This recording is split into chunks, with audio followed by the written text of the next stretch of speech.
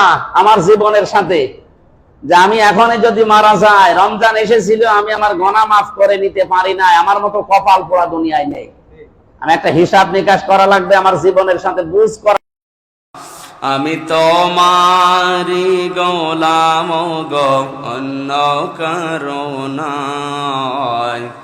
আলিমুল গায়ব তুমি, মালিক রব্বানা।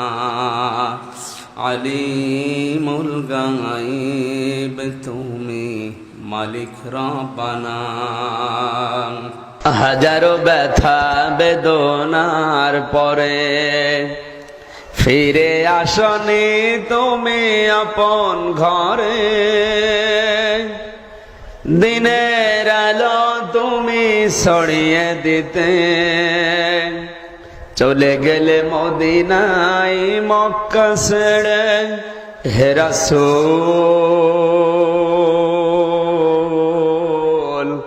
তোমাকে ভুলি আমি কেমন করে। ইন্নাল হামদালিল্লাহি ওয়াসসালাতু ওয়াসসালামু আলা রাসূলিল্লাহ, আম্মা বা'দু, ফাউযু বিল্লাহি মিনাশ শাইতানির রাজীম। বিসমিল্লাহির রহমানির রহিম।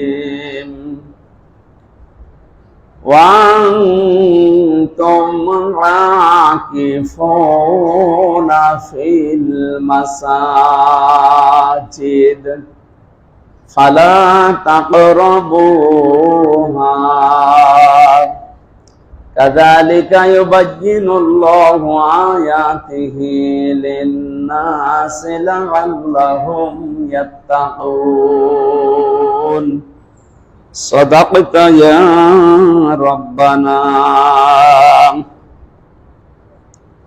عن أبي هريرة رضي الله تعالى عنه قال قال النبي صلى الله عليه وسلم من صام في ليلة القدر إيمانا واحتسابا غفر له ما تقدم من ذنبه إلى آخر الحديث. رواه ابن ماجه. اللهم صل على محمد وعلى آله وصحبه وبارك وسلم. আলহামদুলিল্লাহ, রমজানুল মুবারকের যে সমস্ত দিনগুলো উল্লেখযোগ্য, বিশেষ করে আমরা জানি শবে কদর যে শব্দটা আছে, পৃথিবীতে সব দিন সমান নয়, বাংলাদেশে সব দিন সমান যায় না। 16 ডিসেম্বর আর আজকের দিন মার্চের মনে হয় 26 তারিখ। 16 ডিসেম্বর, মার্চের 26 তারিখ, এরপরে 21শে ফেব্রুয়ারি, এই সমস্ত দিনগুলো কি অন্যান্য মাসের দিনের মতো জাতীয়ভাবে রাষ্ট্রীয়ভাবে আমরা পালন করে থাকি এই দিনগুলো? অথচ এই দিন মাত্র একদিন। 16 ডিসেম্বর সে 1971 সালে, 21শে ফেব্রুয়ারি কত সালে? 1952 সালে। কতদিন হয়ে গেল? 26শে মার্চ স্বাধীনতা দিবস, সে পৃথিবীতে একদিন মাত্র। অথচ এই বাংলাদেশ যতদিন টিকে আছে ততদিন মানুষ সম্মানের সাথে, মর্যাদার সাথে এই দিনটা পালন করেই যাবে। কেন? 16 ডিসেম্বর আমরা মুক্ত হয়েছিলাম একটা জুলুম থেকে। 2024-এর 5 আগস্ট আমরা মুক্ত হয়েছি একটা জুলুম থেকে। এজন্য এই দিনটাও দেখবেন আগামীতে রাষ্ট্রীয়ভাবে, জাতীয়ভাবে পালন করা হবে। যেহেতু মানুষ জুলুম থেকে, বৈষম্য থেকে মুক্ত হলেই সেটা দিবস বানিয়ে নেয়। আপনি 2024-এর 5 আগস্ট, 36শে জুলাই বলা হয় যেটা, দেখবেন এটা কয়েক বছর যাক, এটা আন্তর্জাতিকভাবে স্বীকৃতি পেতে পারে। ডক্টর মোহাম্মদ ইউনূস যা আরম্ভ করেছে, কথা বুঝতেছেন? 2024 সালে যারা জীবন দিল, যারা আহত হলো, তারা এখন ওই 1971 সালের মতো তারা মুক্তিযোদ্ধা, তারাও সমর যোদ্ধা। বিভিন্ন রকমের নাম, তাদের টাইটেল দেওয়া হচ্ছে এবং তাদেরকে রাষ্ট্রীয়ভাবে এই যে এতদিন 71 সালে যাদের মুক্তিযোদ্ধা হিসাবে ভাতা দেওয়া হতো, টাকা পয়সার সুযোগ সুবিধা দেওয়া হতো, এদেরকেও তাই দেওয়া হবে। অলরেডি দেওয়া আরম্ভ হয়ে গেছে।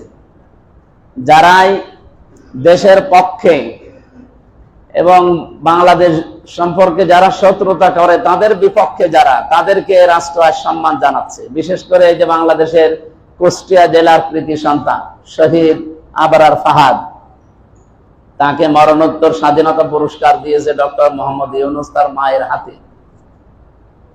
তিনি ভারত বিরোধী ছিলেন। ভারত বিরোধী ছিলেন এই কারণে, কারণ ভারত আমাদেরকে যেভাবে আস্তে পিষ্টে শোষণ করে খাচ্ছিল, এখনো পর্যন্ত চেষ্টায় ছিল। ডক্টর মোহাম্মদ ইউনূস না হয়ে অন্য কেউ আসলে এই দেশটা টিকিয়ে রাখা সম্ভব হতো না। আল্লাহ ব্যবস্থা করে এমন একটা মানুষকে দিয়েছে যার একটা পরিচিতি আছে আন্তর্জাতিক মহলে। নোবেল প্রাইজ তো যারে তারে দেয় না, তাহলে আমাদের হাসিনাও পাইবে। আমি তো বিভিন্ন চেষ্টা অলরেডি করেছি, রোহিঙ্গাদেরকে জায়গা মায়গা দিয়ে আরো বিভিন্ন কায়দা কৌশল, বিভিন্ন ডিগ্রি বিভিন্ন দেশ থেকে নিয়ে, কিন্তু পারে না। কারণ এ তো কিছু করা লাগবে আপনাকে মানবতার জন্য, এমন কিছু দেখানো লাগবে যেটা দেখে বিশ্বের আন্তর্জাতিক মহল যারা, মোড়ল যারা, এই নোবেল পুরস্কারে যারা দায়িত্বে আছে তারা এই কাজটা করে দেয়। স্বাস্থ্য বিভাগের ওপরে যে রমজান নিয়ে একটা গবেষণা দিয়েছিল জাপানের একজন বিজ্ঞানী ইউশোনারি ওসামি, 2017 সালে তারা নোবেল দিয়েছে স্বাস্থ্য গবেষণার উপরে। জাপানে বাড়িয়ে লোকটার, ইনি গবেষণা করে বের করেছিলেন যে মানুষের ক্যান্সার এবং টিউমার থেকে বাঁচানো যায় কি দিয়ে। অটোফেজি আপনারা নাম শুনেছেন হয়তো। উনি আবিষ্কার করে দেখিয়েছে 29 থেকে 30 দিন, বছরে যদি কেউ 12 থেকে 14 ঘন্টা দিনের বেলায় না খেয়ে থাকতে পারে, তার শরীর থেকে ক্যান্সার এবং টিউমার, এই না খেয়ে থাকা একটা গুরুত্বপূর্ণ ভূমিকা পালন করে। কারণ শরীরে 2 কোটির উপরে কোষ আছে আমাদের। আপনি যখন সারা জীবন খেতেই থাকে একাধারে, তখন ওই কোষের পাশে আরো কিছু কোষ বৃদ্ধি হতে থাকে। ওই কোষ থেকে মুক্ত করার জন্যই এই অটোফেজি, আমরা যেটাকে রোজা বলি, সিয়াম বলি। উনি তো আর রোজা সিয়াম বিশ্বাস করে না, উনি অটোফেজি আবিষ্কার করেছে। উনি 27টা ধর্মগ্রন্থ দেখেছিলেন পৃথিবীর উল্লেখযোগ্য। সর্বশেষ মুসলমানদের ধর্মীয় গ্রন্থ কোরআনে কারীম, এখানে সূরা বাকারার 184 নাম্বার আয়াতের শেষের অংশটা গবেষণা করে তিনি পেলেন, ওয়া আনতাসুমু খায়রুল লাকুম, তোমরা যদি রোজা রাখতে পারো তোমাদের জন্য ভালো হবে, কল্যাণ হবে। কি ভালো হবে? এই যে একটা ভালো তিনি আবিষ্কার করলেন, যে রোজা রাখলে ওই যে অতিরিক্ত যে কোষগুলো আছে, আল্লাহর দেওয়া ন্যাচারাল এই কোষগুলো তখন কিছু খেতে পায় না, ওই আশপাশে থাকা কোষগুলো খাওয়া আরম্ভ করে। একটা মাসের ভেতরে খেতে খেতে পুরা সাবার করে ফেলে। তখন আপনি ক্যান্সার এবং টিউমার থেকে বেঁচে যান। শরীরের ভেতরে 5.5 কেজি রক্ত আছে, এগুলো 226 কিলোমিটার বেগে আমাদের শরীরে প্রবাহমান হচ্ছে। রক্তের ভেতরে প্রায় 5 প্রকার ক্যান্সার দেখা দিয়েছে এখন বিজ্ঞান জানাচ্ছে। এখান থেকে বাঁচতে হলে, টিউমার হয় মানুষের শরীরে 2 প্রকার, একটা ভেসে ওঠে দেখবেন আর একটা ভেতরে থাকে। এগুলো থেকেও বাঁচতে হলে রমজান বা সিয়াম বা রোজা এর বিকল্প পৃথিবীতে আর কিছু নেই। এটা বৈজ্ঞানিক ভাবে আল্লাহ রসুল প্রত্যেকের কাছ থেকে প্রমাণিত। সুতরাং রমজানে সিয়াম সাধনার দ্বারা যারা একটা মাস প্রায় পার করে ফেলছি আমরা, আল্লাহ রাব্বুল আলামিন এই কঠিন মারাত্মক রোগ ক্যান্সার, যার কোনো অ্যান্সার নেই, আল্লাহ যেন আমাদেরকে অন্তত এই রমজানের রোজার দ্বারা আমাদেরকে রক্ষা করেন, বলে না আমি। আমরা এখানে তো খতম তারাবি হয়নি নাকি? সূরা তারাবি পড়েছেন আপনারা, কোরআন শরীফ বিভিন্ন মসজিদে তেলাওয়াত হয়েছে নামাজে। আমরা আজকে 20 রাকাত তারাবির ভেতরে 1 রাকাতে আমরা পড়েছিলাম ইন্না আনজালনা ফি লাইলাতিন মুবারাকা ইন্না কুন্না মুনজিরিন। অবশ্যই আমি কোরআনে কারীমকে নাযিল করেছি এরকম একটা বরকতময় রজনীতে। ইন্না কুন্না মুনজিরিন, আর আমি নিজেই সতর্ককারী। আল্লাহ রাব্বুল আলামিন যদিও এই রাতে ফেরেশতা জিবরাইল সহ লক্ষ লক্ষ ফেরেশতা অলরেডি পাঠিয়ে দিয়েছেন। সূর্য ডোবার পর থেকে তারা দুনিয়ায় এসেছে। 21, 23, 25, 27, 29 এই সমস্ত বেজোড় রজনীগুলোতে তারা দুনিয়ার আসমানের এই পৃথিবীর জমিনে যারা ইবাদত বন্দেগীতে থাকে তাদের সাথে মুসাফা করে, তাদের সাথে মোলাকাত করে। হয়তো আমাদের ওই চক্ষু ওই দৃষ্টি নেই, এই জন্য আমরা দেখতে পাই না। ফেরেশতা এসেছে, তা লাইলাতুল কদরি খায়রুম মিন আলফি শাহর বলা হয়, এটা 1000 মাস থেকে উত্তম না। তাহলে আলফুন শাহরুন দিত আল্লাহ, আলফুন শাহরুন আল্লাহ দেয়নি, আলফি শাহর মানে 1000 বছর শুধু না, হাজার হাজার বছর। হাজার হাজার বছরে মানুষের যে উপকার হয়, মানুষ যে ইবাদত বন্দেগী করে, এর দ্বারা মানুষের যে কল্যাণ হয়, এই এক রাতে আল্লাহ সেরকম কল্যাণ সাধন করেছেন কোরআন নাযিল করে। যেহেতু মাত্র একদিন এই দেশ স্বাধীন হওয়ার পরে যতদিন এই দেশ সার্বভৌমত্ব টিকে থাকবে ততদিন মানুষ পালন করবে। কোরআনে কারীম যে রাতে আল্লাহ নাযিল করেছিলেন, ইন্না আনজালনাহু ফি লাইলাতিল কদরি ওয়া মা আদরাকা মা লাইলাতুল কদর, অবশ্যই আমার এই কোরআন আমি লাইলাতুল কদরে নাযিল করেছি। আপনি জানেন এটা কি? এটা 1000 মাসের চাইতে উত্তম। শুধু 1000 না, হাজার হাজার। এরপরে কি? তানাজ্জালুল মালাইকাতু আর রূহু ফিহা বিইذনি রাব্বিহিম মিন কুল্লি আমরি সালাম হিয়া হাত্তা মাতলাইল ফাজরি। অলরেডি ফেরেশতা এখানে 1 বচন আল্লাহ দিতে পারতেন, মালাকুন, মালাইকা দিয়েছেন। তানাজ্জালু মানে এটা মজারে, বর্তমান ভবিষ্যৎ, প্রেজেন্ট ফিউচার। তার মানে এখন নাযিল হয়েছে, ভবিষ্যৎ বলতে কিয়ামত পর্যন্ত রমজানের এই শবে কদর যেই দিন আসবে ওই দিনই নাযিল হবে। একজন দুইজন না, লক্ষ লক্ষ ফেরেশতারা নাযিল হচ্ছে, হবে। কতক্ষণ পর্যন্ত তারা থাকবে? ফজর পর্যন্ত। এরা এসেই বলতে থাকবে আল্লাহর সালাম, আল্লাহর শান্তি দুনিয়ায় বর্ষিত হোক ওই মানুষগুলোর উপরে যারা ইবাদতে আছে। ইবাদত কি? আমরা আমাদের দেশে, বিশেষ করে বাংলাদেশে, ভারতে, পাকিস্তানে, এই সমস্ত দেশে আমরা মনে করি ইবাদত মানে সেই 27-এ হোক, শবে বরাতে হোক, আর শবে মেরাজে হোক, এই সমস্ত রাত আসলে আমরা ইবাদত মনে করি। মসজিদে জিকির আজকার করা, নামাজ পড়া, তাসবিহ তাহলিল করা, কোরআন পড়া, বা এই মসজিদ থেকে ওই মসজিদে যে একটু ঘোরাফেরা করা। কথা বুঝতেছে? বাংলাদেশে কিন্তু এইটাই হয়। আমি ভারতে ছিলাম রমজানে, আমি এটা দেখেছি 18-19 সালের দিকে। ওরা এই কলকাতা কেন্দ্রিক, ওদের ইবাদত বন্দেগী এরকম, এই মসজিদ থেকে ওই মসজিদ, ওই মসজিদ থেকে এই মসজিদ। আমাদের দেশে এটা হয়, মানে এই মসজিদ থেকে ওই মসজিদে দল বেঁধেছে, যুবক ছেলেপিলে যায়, মনে হচ্ছে যে ইবাদতের বন্যা বয়ে যাচ্ছে, অথচ কিছুই না, খালি ঘোরাফেরা করে।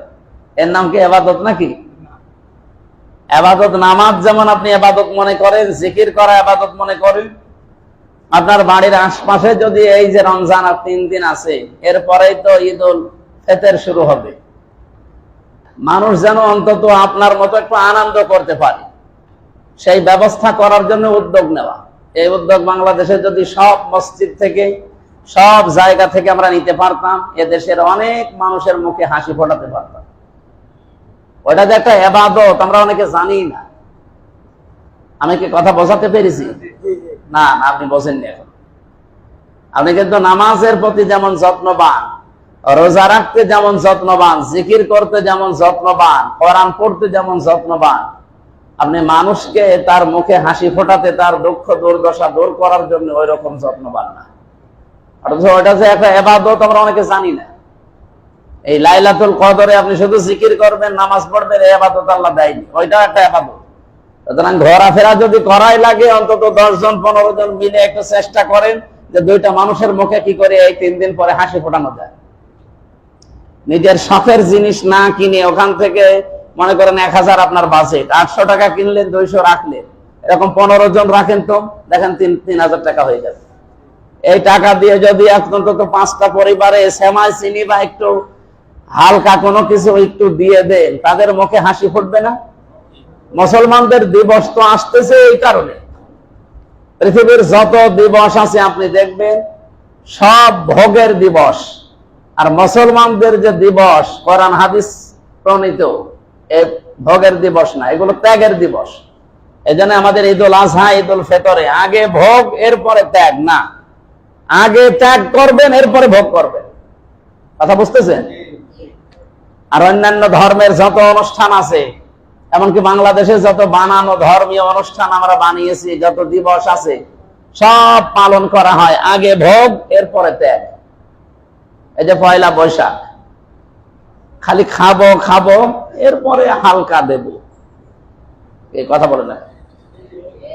খালি খাবো খাবো নেব নেব, এই খাবো ওই খাবো, পান্তা ইলিশ খাবো, এরপরে নতুন জামা নেব, নতুন স্যান্ডেল নেব, এই জিনিস নেব, প্রেমিকার সাথে দেখা করব, খালি।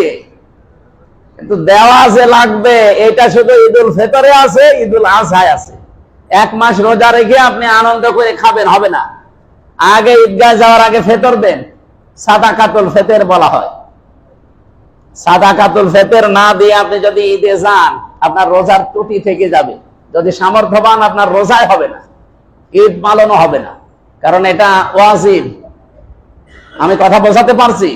মুসলমানদের যত দিবস আছে এই দিবসগুলো আগে ত্যাগ, এরপরে ভোগ, যতটুকু থাকবে ততটুকু। ঈদুল ফিতরে, ঈদুল আজহায়ও তাই। আপনি কোরবানি কিনবেন 2 লাখ 2.5 লাখ টাকা দিয়ে, আগে মরণে খাওয়া খাবেন, জবাই করে হবে না। আগে জবাই করে গরিবকে দিয়ে আসেন, ওর ছেলে মেয়ে নিয়ে রান্না করে খাবে, হাসবে, ওর হাসি দেখে আপনি হাসবেন। কথা বুঝতেছেন? এই জন্য ইসলামের যে দিবসগুলো আছে আগে ত্যাগ, এরপরে ভোগ।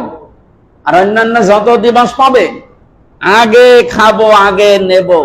এই যে বিশ্ব ভালোবাসা দিবস 14 ফেব্রুয়ারি, আমি খাবো নেব, এই খাবো ওই খাবো, এই বিভিন্ন খাওয়া খাওয়া খালি, বাকি খাওয়া তো আমি বলতে পারলাম না।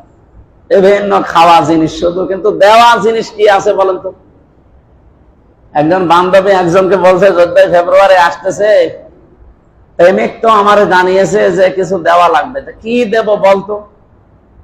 কি দেওয়ার মতো আছে, তোর শরীরই দিয়ে দে। একটা কথা, সুবহানাল্লাহ। এই যে অন্যান্য যত দিবস আমরা দেখলাম, শুধু খাওয়া খাওয়া, নেওয়া নেওয়া। ইসলামে এই যে পয়লা বৈশাখ বলেন, 14 ফেব্রুয়ারি বলেন, তারপরে ইংরেজি নববর্ষের প্রথম যেটা আছে 1 জানুয়ারি বলেন, যত দিবস আমরা জানি, এই যে কি বিশ্ব মা দিবস পালন করা হয়, বিশ্ব বাবা দিবস, বিশ্ব বোন দিবস, বিশ্ব ডিম দিবস, যত দিবস আছে খালি খাওয়া ছাড়া কি আছে? এমনকি মুসলমানদের অনেক বানানো যে ইবাদত গুলো, এগুলো খালি খাওয়া। সবে বরাতে কি বলেন না কেন? দই দেখি, তবে মেরাজে কেউ মরে গেলে, কেউ জন্ম নিলে, খাওয়া ছাড়া কোন ইবাদত আছে? এই জন্য আমরা খাওয়াটা ভালো বুঝি, তো এই জন্য খাওয়া যেখানে, মুসলমানের ইবাদত ওই জায়গায় যায়। অথচ আন্তর্জাতিক সাম্রাজ্যবাদী যারা, তারা আমাদেরকে এই নতুন নতুন দিবসগুলো বানিয়ে আমাদের পকেটের টাকা বের করার একটা ধান্দা খুলেছে। একটা দিবসও পালন করলে কোনো সওয়াব হয়, অথচ পকেটের টাকাগুলো চলে যায়, বিভিন্ন মেলা বসায়। আর এই দিবস পালন করার নামে আমরা এই পয়লা বৈশাখে 14 ফেব্রুয়ারি ভালোবাসা দিবস, এটা ইংল্যান্ড থেকে এসেছে। শফিক রেহমান নামে এই আরো সন্তান একটা, এই শয়তানের বাচ্চা নিয়ে এসেছে এইটা। কত মেয়েদের ইজ্জত নষ্ট হয় এই দিনটা পালন করতে গিয়ে, কত যুবক তার চরিত্র নষ্ট করে ফেলে, অথচ ওটা পালন করে খ্রিস্টানরা। কারা? আপনি কি খ্রিস্টান? এটা পালন করা যাবে আগামী থেকে? মুসলমানদের দিবস মাত্র 2টা, ঈদুল আজহা, ঈদুল ফিতর। সুতরাং আপনি আনন্দ করবেন, একেবারে খাবেন খালি না, হবে না। আগে আপনি মানুষকে দেখবেন যে সে হাসে কিনা, আপনার পরিবারস্থ লোক, আপনার পরিবারের বাইরে যারা আছে, প্রতিবেশী, আশপাশে যতটুকু সমর্থ আছে, এদের দেখে বেড়াবেন যে এরা আসলে হাসে কিনা। এদের হাসির জন্য আপনাকে সাদাকাতুল ফিতর দেওয়া লাগবে, সাদকা করা লাগবে, যাকাত দেওয়া লাগবে, দান করা লাগবে। এই রমজান এগুলো শিক্ষা দিতে এসেছিল। সুতরাং আমাদের উচিত হবে, আল্লাহ যেহেতু নিজে সতর্ককারী, ইন্না কুন্না মুনজিরিন, অবশ্যই আমি আল্লাহ নিজে সতর্ক করছি তোমাদের। সুতরাং আন্তর্জাতিক সাম্রাজ্যবাদী তাদের ফাঁদে পা দেওয়া যাবে না। আগামী থেকে মুসলমানের দিবস সারা পৃথিবীতে কয়টা? 2টা, ঈদুল ফিতর, ঈদুল আজহা। যেহেতু 3 দিন পরে আমাদের ফিতর। ফিতর মানে ভেঙে ফেলা। ফিতর মানে কি? ফিতরের আর একটা অর্থ আছে, ফিতর মানে ইফতারি করা। ফিতরের আরো অর্থ আছে। ফিতর মানে ঈদুল ফিতরের নামাজ আদায় করে মানুষ যখন বাড়ি যায় তখন নিষ্পাপ হয়ে যায়, ভেঙ্গে চোরমার করে ফেলেছে ওর জীবনের অপরাধ গুলো। একটা মাস রোজা ছিলাম, কিছু খেতে পারিনি সেরকম মন মতো, এখন যেহেতু রোজা ভেঙ্গে ফেলেছি আজকে, এই জন্য এর নাম আরবিতে ফিতর বলা হয়।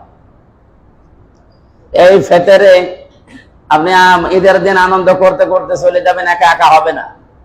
যতটুকু সামর্থ্য আছে একটা মাস যারা রোজা রাখলেন, আপনি যদি সাহেবে নিসাব হয়ে থাকেন, সাহেবে মাল হয়ে থাকেন, অবশ্যই আপনাকে ফেতরা দেওয়া লাগবে। হয় ফেতরা আপনি দেবেন, নাই ফেতরা নেবেন, এর বাইরে কিছু নেই।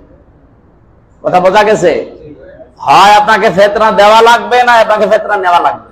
এখন আপনি কোন পজিশনে আছে আপনি বলেন। বাংলাদেশে আমরা যে নিয়মটা করেছি টাকা দিয়ে, আসলে খাবার দেওয়া লাগে। খাবার, যেই খাবারটা দিলে ওই লোকটা বিক্রি করতে পারে, এইরকম জিনিস দিয়ে সাদাকাতুল ফিতর আদায় করার নিয়ম। ওই জামানায় নবী 3 সা বলা হয়। সা কি? সা বললে বুঝবে। এই গেড়ো বোঝেন? গেড়ো বাংলা ভাষায় বলছে, আমার পাশের গ্রামে বাড়ি, যে গেড়ো করে তোলে না, চাল, ধান, গম, ভুট্টা, এই যে গেড়ো করে এভাবে 3 বার তুলবেন। সেটা আপনি খেজুর দেন, পনির দেন, এরকম জব দেন, আটা দেন, 10টা জিনিস দিয়ে দেওয়া যায়। এরকম গেড়ো করে আপনি মনে করেন খেজুর দিয়ে দেবেন। খেজুর এখন বাজারে সর্বোচ্চ 2200 টাকা কেজি, আর সর্বনিম্ন হয়তো 120 টাকা কেজি। এই হিসাবে যদি আপনি এভাবে 3 মোট বা গেড়ো, 3 গেড়ো তোলেন, আমি এটা যেহেতু রেকর্ড হচ্ছে, গেড়ো বললে আবার বুঝবেন না কি বলে ওটারে, মুষ্টি, 3 মুষ্টি হোক আর যাই হোক, যেহেতু এটা দেখিয়ে দিচ্ছি, যারা দেখবে তারা বুঝবে। এইভাবে করে আপনি তুলবেন খেজুরের যে স্তূপ করা আছে সেখান থেকে, অথবা চাউল তোলেন, গম তোলেন, আটা তোলেন, জব তোলেন, পনির তোলেন, 3 মুষ্টি তোলা লাগবে। এভাবে 3 মুষ্টি তুলে দেখেন তো কতটুকু ওঠে। যতটুকু উঠবে ওইটা মাপ দে। এখন যেহেতু দাড়িপাল্লা কেজির সিস্টেম, এটা আমার মনে হয় যেহেতু আলেমরা কুষ্টিয়া জেলার জন্য 110 টাকা মনে হয় নির্ধারণ করেছে। এমনি করেন ওরা, এই যে হিসাব নিকাশ করেই করেছে। সুতরাং টাকা দিলে যদি দিতে চান 110 টাকা আপনাকে সর্বনিম্ন দেওয়া লাগবে। আর সর্ব ঊর্ধ্বে কত দেবেন এটা আপনার সম্পদের উপরে। সবার সাদাকাতুল ফিতর এক না। মাওলানা ইয়াসিন আরাফাত যদি 110 টাকা দেয়, আমির হামজা 110 টাকা দিলে কিয়ামত পর্যন্ত আদায় হবে। আমির হামজার অন্তত এরকম 110 টাকার 50 ডবল করা লাগবে। এই কথা বুঝতেছে? এরপরে রশিদ চাউল ভান্ডার, এই পাশের গ্রামে বাড়ি না, এখন উনি যদি বলে আমি 110 টাকা দেবো, আদায় তো হবে না, আরো গোনা হবে। আমার আকিস গ্রুপ, আমি যেখানে চাকরি করি, ওনারা যদি বলে আমি 110 টাকা দেবো, হবে? ও তো মনে হয় 1 কোটি টাকা করে দেওয়ার দরকার এক একটা ফেতরা, কারণ টাকার কোনো হিসাব নিকাশ নেই। বাংলাদেশে ওদের জমি কেনা পর্যন্ত নিষেধ। বলেন তো কত সম্পদ থাকলে সরকার থেকে নিষেধ করে দেয়? এমন কোন জেলা আছে যেখানে ওদের জায়গা নেই? এরা যদি বলে যে আমি 100 বিআরবি কেবল, উনি যদি বলে আমি 110 টাকা দিলাম, ফেতরা আদায় হয়ে গেছে, না, ওনার আরো ইয়ার কি মারা হবে। উনি যদি দিতে চায়, ওনার যে পজিশন, ওই পজিশনে দেওয়া লাগবে। আমি কি কথা বোঝাতে পেরেছি? এখানে সবার কি 110 টাকা? সর্বনিম্ন এটা না দিলেই না। হ্যাঁ, এর উপরে আপনি 500 দিতে পারেন ফেতরা, 1000, 1500, 2000, 2800, 3200 পর্যন্ত মনে হয় অনেকে এই নির্ধারণ করেছে। এই হিসাবে আপনারা যার যে সামর্থ্য, আপনি তো জানেন আপনার অবস্থান কোথায়। আমি কয়েকটা মানুষের নাম বললাম, বিআরবি কেবলের, এরপরে আকিস গ্রুপের, এরপরে সালমান এফ রহমান তো এখন দরবেশ বাবা ধরা খেয়ে অনেক মাটিতে শুয়ে আছে। ওনার আর ফেতরা, উনি ফেতরা নিবে, ওনার আর বলছি না। আর বাকি যারা আছে, এই সমস্ত মানুষের যার যে পজিশন, সামাজিক স্ট্যাটাস, ওই জায়গায় দাঁড়িয়ে তাকে হিসাব করা লাগবে যে আমার ফেতরা কতটুকু। কথা বোঝা গেছে? তাহলে এখানে বলেন তো সর্বোচ্চ কার আছে? আমি যেমন 110 টাকা দিলে আমার হবে না, আমার হিসাব করা লাগবে আমার কি পরিমাণ সম্পদ আছে, আমার বাবার মিলে। এই জায়গা থেকে হিসাব করে আমার হয়তো এক একটা ফেতরা কমপক্ষে 20,000 করে আসবে মনে করেন। আমার 3টা মেয়ে, ম্যাডাম, আমি, মা, বাবা, সব মিলে যদি এক একটা ফেতরা দেওয়া লাগে, আমার মনে হয় আপনারা পুরা গ্রাম মিলেও তো এই ফেতরা হবে। হয়তো এখানে যারা আছেন, এরকম ধনী মানুষ আছেন যাদের ফেতরা দিতে হলে 110 টাকায় হচ্ছে না, তাদের দেওয়া লাগবে হয়তো এক একজনের 2000 টাকা। এরকম মানুষ নেই? তাহলে আপনার সামর্থ্য অনুযায়ী যদি এই ফেতরা আদায় করেন, এরকম ফেতরা পেয়ে আপনার আশপাশের গরিব মানুষগুলো যেন ঈদের দিন অন্তত তার ছেলে মেয়ে নিয়ে আনন্দ করতে পারে, এমন জিনিস দেওয়া যেটা বাজারে সচরাচর চলে। ও যেন বিক্রি করে হলেও এটা নিতে পারে সম্পদ। যেহেতু বিক্রি আপনি করছেন না, টাকা দিয়ে দিচ্ছেন, হিসাব করে টাকা দিয়ে দেবেন।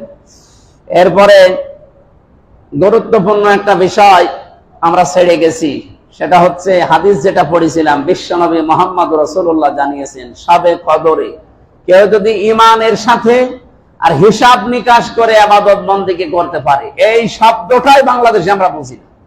মান সামা ফি লাইলাতিল কদরি ঈমানাও ওয়া ইহতিসাবান, দুইটা শব্দ।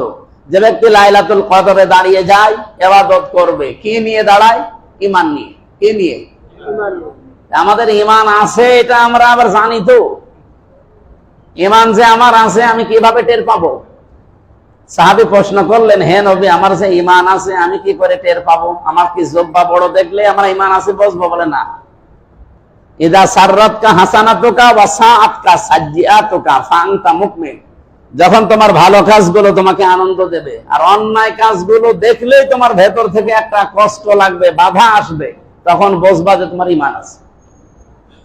ভালো কাজ কি সবার কাছে ভালো লাগে? অন্যায় কাজ কি সবার কাছে খারাপ লাগে? তার মানে আপনার ঈমান আছে কিনা আপনি বলেন। আপনি যে সারা রাত দাঁড়িয়ে এখন 100 রাকাত নামাজ পড়বেন, নামাজ পড়লে সওয়াব হবে, ঈমান থাকা লাগবে আগে। আর ঈমান আছে কিনা এটা তার থার্মোমিটার। কথা বোঝা গেছে? 2 নম্বরে ইহতিসাবান। ইহতিসাব মানে হিসাব নিকাশ করা আমার জীবনের সাথে, যে আমি এখনই যদি মারা যায়, রমজান এসেছিল আমি আমার গুনাহ মাফ করে নিতে পারি না, আমার মতো কপাল পোড়া দুনিয়ায় নেই। আমি একটা হিসাব নিকাশ করা লাগবে, আমার জীবনের সাথে বুঝ করা লাগবে। এখন এই বুঝটার জন্য রমজান প্রতি বছরে একবার আসে। সুতরাং ঈমানের সাথে আর হিসাব নিকাশ করে করে জীবনে আত্মসমালোচনা করে নিজেকে পরিবর্তনের নিয়তে যারা আজকে দাঁড়িয়ে যাবে মানে শুধু নামাজে দাঁড়ানো না, সমাজের জন্য দাঁড়িয়ে যাওয়া, পরিবারের জন্য দাঁড়িয়ে যাওয়া, রাষ্ট্রের জন্য দাঁড়িয়ে যাওয়া, এর নাম মান সামা রমাদানা মান কামা রমাদানা। কামা শব্দের শাব্দিক অর্থ দাঁড়িয়ে যান, হয়তো ব্যক্তিগত ভাবে দাঁড়ান, পরিবারের জন্য দাঁড়ান, সমাজের জন্য দাঁড়ান, রাষ্ট্রের জন্য দাঁড়ান। আর সবাইকে সব জায়গা থেকে দাঁড়ানোর সময় এসে গেছে। কথা বুঝতেছেন? যে যেখানে আছেন ওই পজিশনে আজ দাঁড়াতে হবে। রাসূলুল্লাহকে আল্লাহ ডাক দিয়েছিলেন, ইয়া আইয়ুহাল মুদাফফির কুম ফাআনজির, হে চাদরওয়ালা কম্বলওয়ালা দাঁড়ান। আপনি এভাবে শুয়ে থাকার জন্য দুনিয়ায় আসেননি, আপনি দাঁড়ান, ফাআনজির, মানুষকে সতর্ক করেন।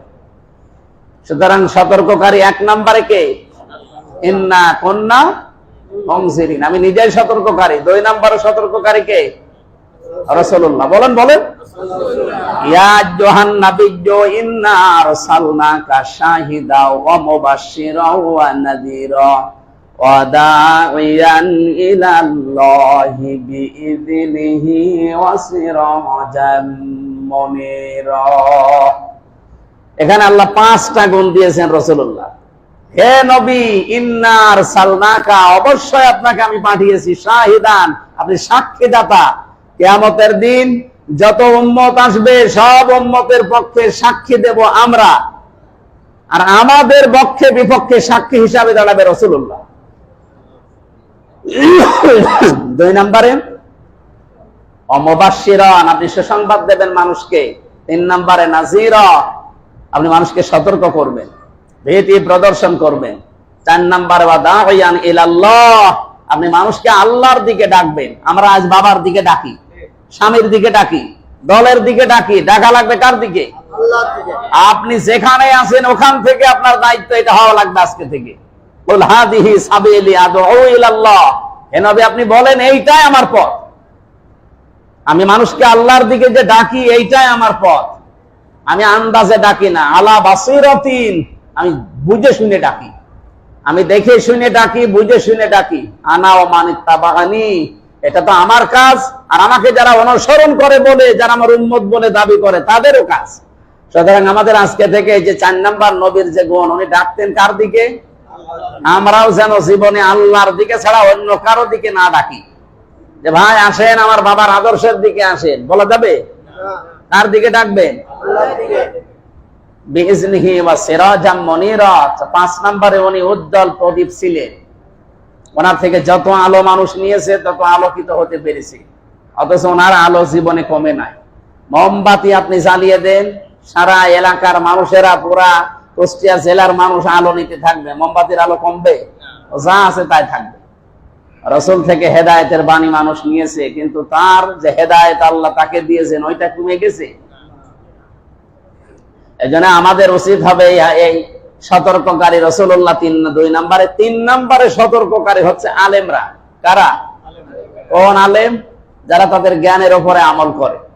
বাংলাদেশে আমরা এমনও আলেম জানিও নিজে পথভ্রষ্ট, সতর্ক করবে কি? এরকম সতর্ককারী মানে সিরিয়াল আছে। আল্লাহ 1 নম্বরে আল্লাহ বলেন ইন্না কুন্না মুনজিরিন, আমি নিজেই সতর্ককারী। ফিহা ইফরাকু কুল্লু আমরিন হাকিম, আজকের এই রজনীতে আমি গুরুত্বপূর্ণ কিছু সিদ্ধান্ত নেব। বাংলাদেশ সম্পর্কে নতুন কিছু সিদ্ধান্ত আসা দরকার না? আজকে আপনি আল্লাহর কাছে কায়মন বাক্যে দোয়া করেন, মোনাজাত করেন, এমন এমন কিছু ভালো কাজের আঞ্জাম দিয়ে বলেন আল্লাহ এই ভালো কাজটা আমি আজকে অমুকের উপকার করেছি, অমুকের মেয়ে বিয়ে হচ্ছিল আমি 2000 টাকা দিয়ে উপকার করেছি, এরকম একটা কাজ করে বলবেন যে আজকে রাজনীতি। অথবা একজনের ছেলে পরীক্ষা দেবে, আমি 500 টাকা দিয়ে তারে সাহায্য করেছি, 2টা বই কিনে দিয়েছি। মানবতার কল্যাণ হয় এরকম কোন কাজ করে তারপরে বলবেন যে ওসিলায় আল্লাহ মাফ করো। তাছাড়া 10 বার সুবহানাল্লাহ সুবহানাল্লাহ আল্লাহুম্মা আমিন, তো সুবহানাল্লাহ নেওয়ার জন্য আল্লাহ বসে আছে? এমন কিছু কাজ করা লাগবে যেন মানবতার উপকার হয়। কথা বুঝতেছেন?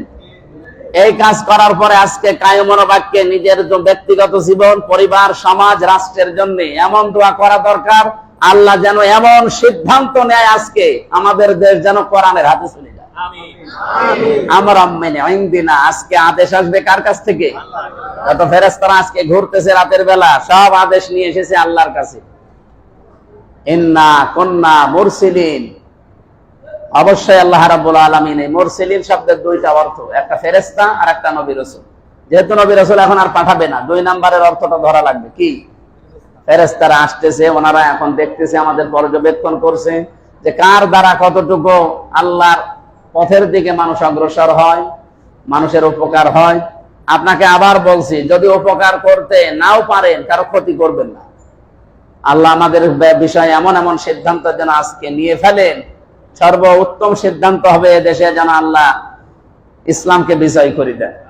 আল্লাহ রাব্বুল আলামিন বাস্তব জীবনে আমরা যতটুকু শুনেছি, ইবাদত বন্দেগী যতটুকু পারেন, আপনি নামাজ পড়তে চাইলে কিছু নামাজ পড়েন, জিকির করেন, কোরআন পড়েন, মানুষের একটু খোঁজ খবর নেন, অথবা আত্মীয় স্বজনকে একটু কল দিয়ে বলেন যে কোনো সমস্যা যদি মারাত্মক থাকে বলো, আমার সামর্থ্য অনুযায়ী কিছু পাঠাবো। এরকম কিছু কাজ কারবারে আঞ্জাম দেওয়া দরকার।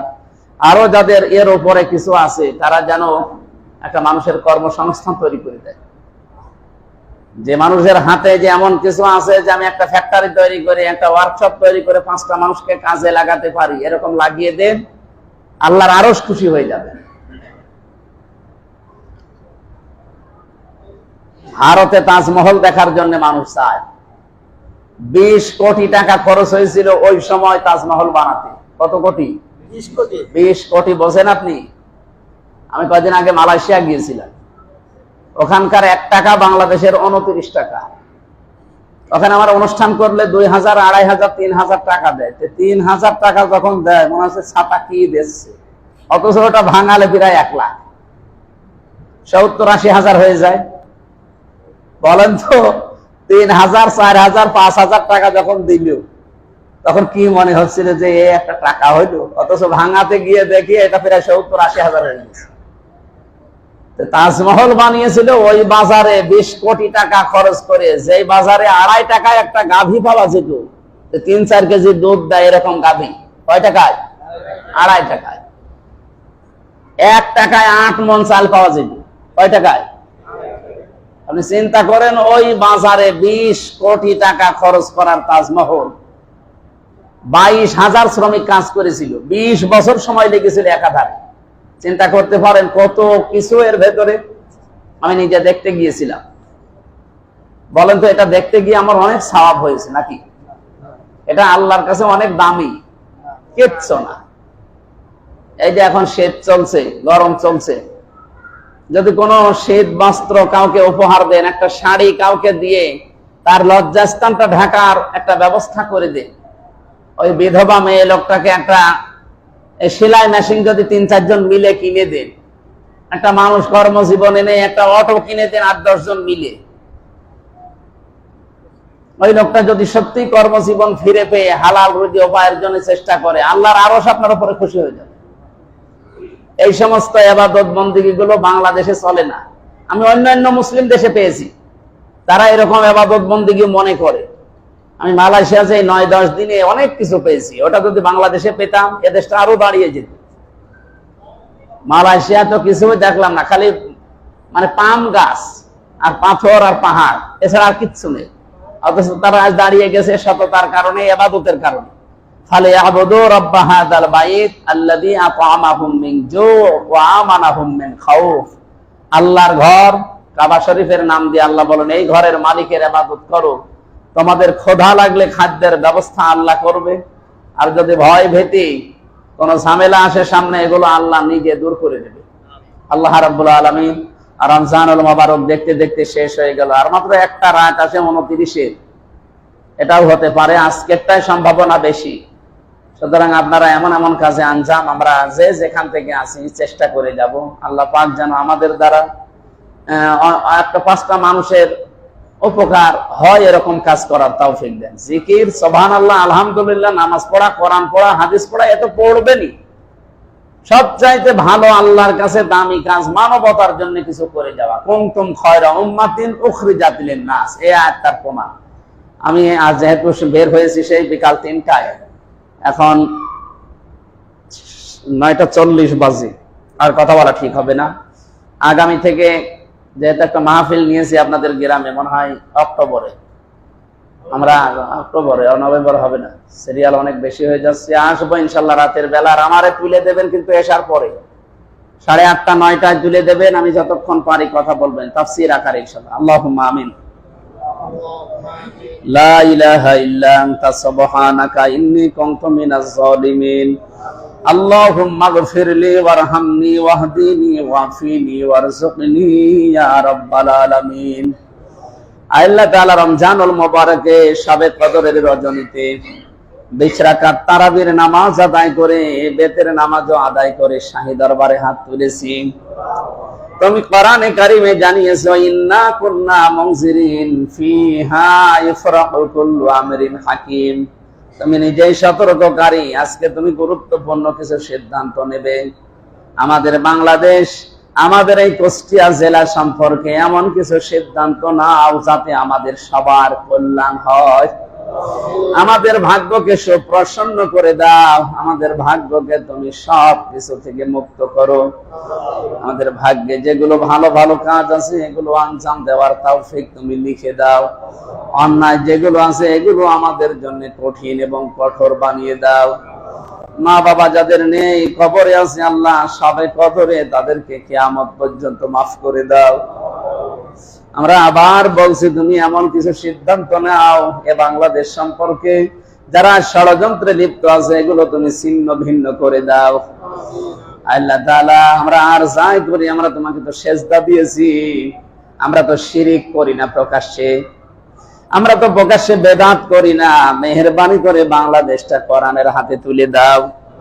যত মাজলুম আছে এই দেশে তুমি হামে ওয়া নাসির হয়ে যাও। যারা জালেম আছে ওদেরকে ছিন্ন ভিন্ন করে দাও। ফিলিস্তিনের মুসলমানেরা আজকেও তারা আঘাতপ্রাপ্ত, আল্লাহ তুমি তাদেরকে বাঁচাও। ইসরায়েলকে পৃথিবীর মানচিত্র থেকে তুমি গায়েব করে দাও।